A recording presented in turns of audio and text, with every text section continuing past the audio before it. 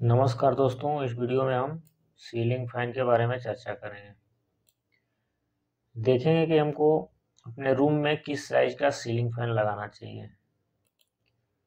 Ceiling fan का जो size हो वो कितना होना चाहिए तथा सीलिंग फैन की हाइट हमारे फर्श से कितनी हाइट के ऊपर सीलिंग फैन रहना चाहिए।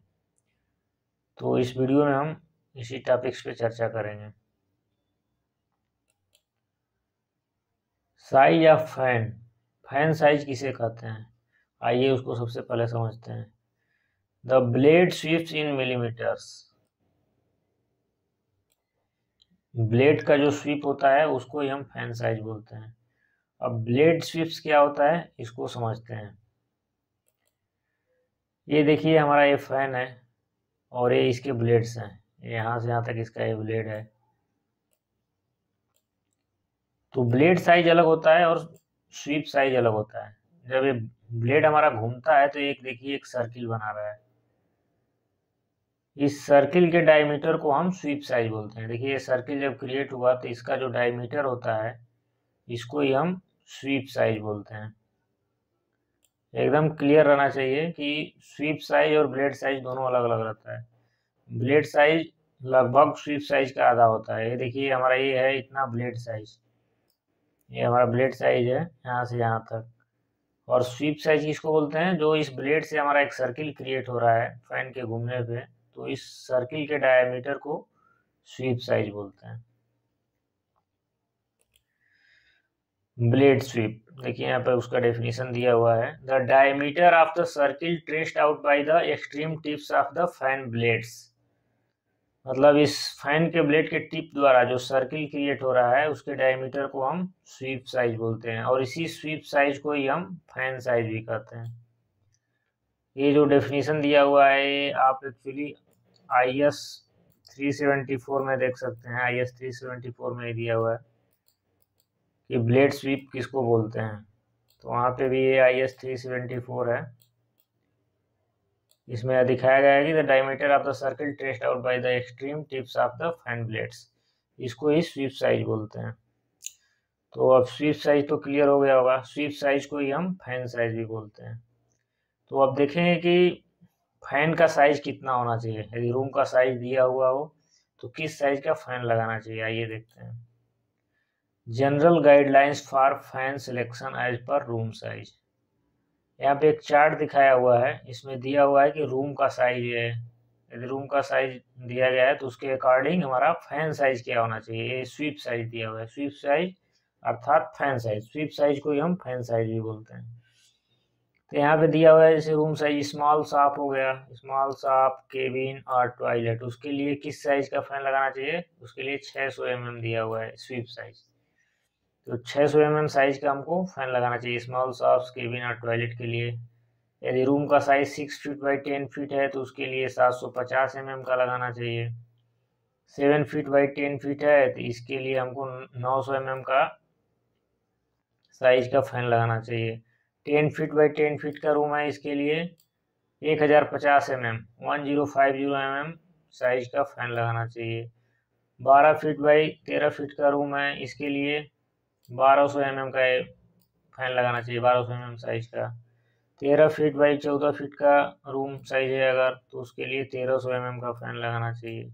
और 14 फीट बाई 16 फीट साइज है अगर तो उसके लिए 1400 mm स्वीप का फैन लगाना चाहिए। ये जो चार्ट मैंने यहाँ पे दिखाया हुआ है, ये चार्ट मैन्युफैक्चरर द्वारा रिकमेंडेड है, वहाँ से मैंने डाटा लिया हुआ है किसी मैन्युफैक्चरर का। तो उसमें ये सब दिखाया गया है कि यदि रूम साइज ये सब है तो उसके अकॉर्डिंग हमको इन साइज का फैन साइज यूज करना चाहिए for better performance of ceiling fan. आइए अब देखते हैं height of ceiling fan. Ceiling fan की हाइट फ्लोर से कितनी रहनी चाहिए ताकि वो अच्छा परफॉर्मेंस दे सके। यहाँ पे दिखाया हुआ है floor ceiling height in feet. ये जो हाइट दिया हुआ है इसे 9 फीट है, फ्लोर और सीलिंग के बीच 9 फीट का डिस्टेंस है। यहाँ पे दिया हुआ है 10 फीट का डिस्टेंस, यहाँ पे 11 फीट, ऐसे ये क्या है फ्लोर और सीलिंग के बीच का डिस्टेंस दिखाया गया है। और इधर दिखाया हुआ है डाउन रॉड लेंथ, मतलब फैन का डाउन रॉड किस लेंथ का रहना चाहिए, इधर दिखाया हुआ है इन इंच, ये इंच में दिया हुआ है, ये डिस्टेंस फीट में है। अर्थात यदि फ्लोर से सीलिंग के बीच 9 फीट का डिस्टेंस है तो वहां पे सीलिंग फैन लगाते समय हमें 6 इंच का डाउन रॉड यूज करना चाहिए। जो डाउन रॉड है इसकी लेंथ 6 इंच होना चाहिए। यदि सीलिंग और फ्लोर के बीच का डिस्टेंस 10 फीट है तो उस समय हमको डाउन रॉड 12 इंच का लगाना चाहिए। इसी प्रकार दिया हुआ है यदि 11 फीट का डिस्टेंस है फ्लोर और सीलिंग के बीच तो वहाँ पे डाउन रॉड की लंबाई 18 इंच होनी चाहिए। अगर 12 फीट डिस्टेंस है फ्लोर और सीलिंग के बीच तो वहाँ पे डाउन रॉड की लंबाई 24 इंच होनी चाहिए।